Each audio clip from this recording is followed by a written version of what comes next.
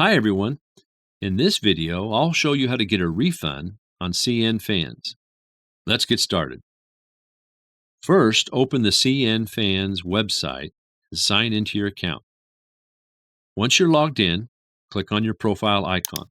From there, go to your orders, where you'll see all your current orders. To request a refund, click on the headset icon on the website, which will open the customer support chat. Next, click the Return option from the list provided and select Return or Exchange Item.